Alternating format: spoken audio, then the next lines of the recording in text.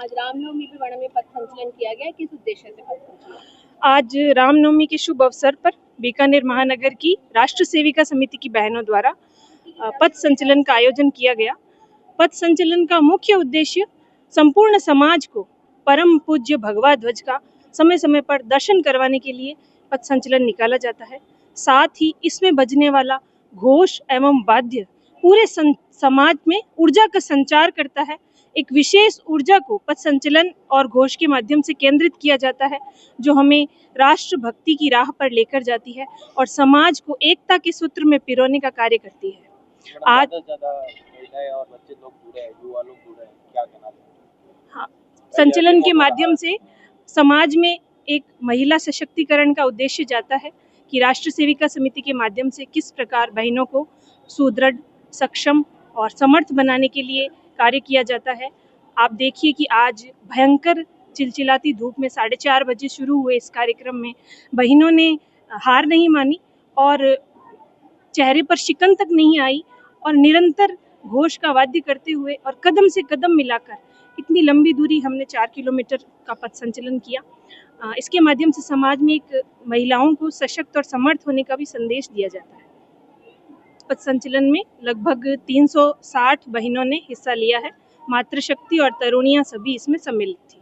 कैसे और भी कक्षाएं शिक्षाएं दी जा रही है आत्मनिर्भर करने के लिए महिलाओं को? जी, हमारे राष्ट्र सेविका समिति वर्ष में एक बार विभाग स्तर पर के प्रारंभिक वर्ग का आयोजन करता है। 7 दिनों के वर्ग के माध्यम से भी हम प्रशिक्षण देते हैं। साथ ही पूरे महानगर में 14 शाखाएं और 2 मिलन भी चलते हैं, जिनके माध्यम से अलग अलग स्थानों पर बहनों को शारीरिक, बौद्धिक और मानसिक प्रशिक्षण दिया जाता है और वर्ष में 2-3 बार उन बहनों का एकत्रीकरण करके हम पूरे महानगर का ऐसा बड़ा कार्यक्रम करते हैं। महानगर कार्यपालिका और आज ये हम पूरे स्वतंत्र रूप से समाज को ये एक आह्वान कर रहे हैं कि हम पूर्ण रूप से पूरी श्रद्धा से एक मातृशक्ति के साथ हैं।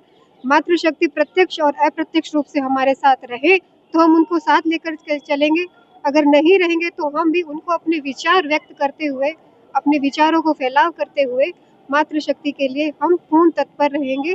ये पूरे समाज के लिए एक नई उत्साह और ऊर्जा के लिए विषय है कि आज पूरी मातृशक्ति तरुणियाँ, छोटी छोटी बच्चियाँ एक धूप में चलती हुई आई है, बिना विचलित हुए, मन भटकाए हुए पूरे संचलन को उत्साहपूर्ण किया है।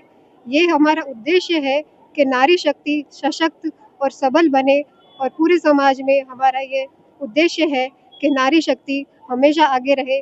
आने वाला भविष्य नारी शक्ति के आधार पर ही चलेगा।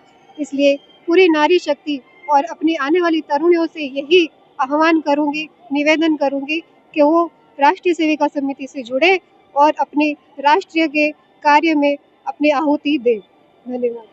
देश में देखा जाता है कि किस प्रकार से धर्म परिवर्तन हो जा रहा है और आज की युवा युवतियां जो मतलब कि गलत हाथों के अंदर जा रही है, उसको लेकर क्या संघ करता है? ये ही समिति के आधार पर हम उनको सिखाए जाते हैं कि जैसे कि आज विभिन्न कार्य देखते हैं कि वर्तमान स्थिति में क्या है अपनी महिलाओं की वास्तविक स्थिति। कहने को तो मातृशक्ति वास्तव में एक शक्तिपूर्ण माना जाता है कि जैसे कि आज नवमी है, 9 देवियों का एक दिन माना जाता है क्या, परंतु वास्तविकता ये बिल्कुल भी नहीं है।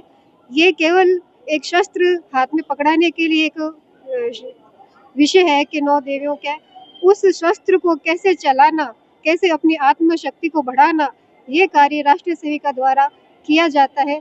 ये हम बाल्यकाल से ही बच्चों के अंदर इसमें नीतियाँ कूट के बढ़ते हैं। ये नियमित शाखा में जो बहनें आती है हमारे, उसको दिन प्रतिदिन हम थोड़ी थोड़ी शिक्षा के माध्यम से आत्मबल देते हैं और उसी के आधार पे वो वास्तव में 9 देवी रूप के आधार पर अपने आप का संरक्षण कर पाती है।